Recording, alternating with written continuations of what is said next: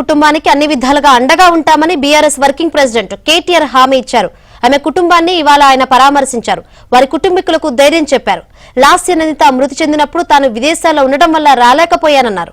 లాస్య నందితను గత 10 రోజులుగా ప్రమాదాలు వెంటాడాయని తెలిపారు. గత ఏడాది వాళ్ల నాన్న సాయన్న చనిపోవడం, ఇప్పుడు లాస్య చనిపోవడం బాధాకరమని కేటీఆర్ అన్నారు.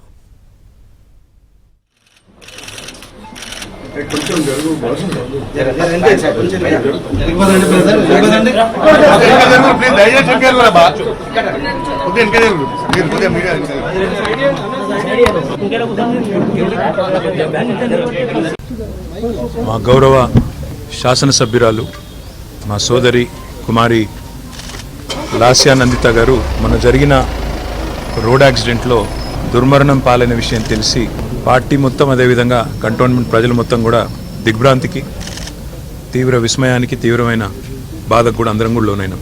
ఆ అమ్మాయిని మరి అదేందో తెలియదు కానీ దాదాపుగా గత 10-15 రోజులుగా వివిధ రకాల దుర్ఘటనలు వెంటాడడం, చివరికి ఈ రకంగా వారు అకాల మరణం పాల్గొవడం మమ్మల్ని అందరినీ కూడా తీవ్రంగా బాధ పెట్టిన సందర్భం. దురదృష్టవశాత్తు ఆ రోజు నేను విదేశాల్లో ఉండడం వల్ల రాలేకపోయినాను.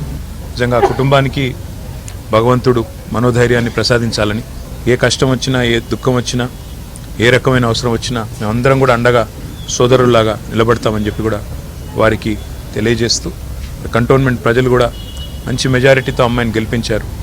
వారికి కూడా ఈ మరణం తీరని లోటు. తప్పకుండా వారందరికీ కూడా పార్టీ అండగా ఉంటుందని చెప్పి కూడా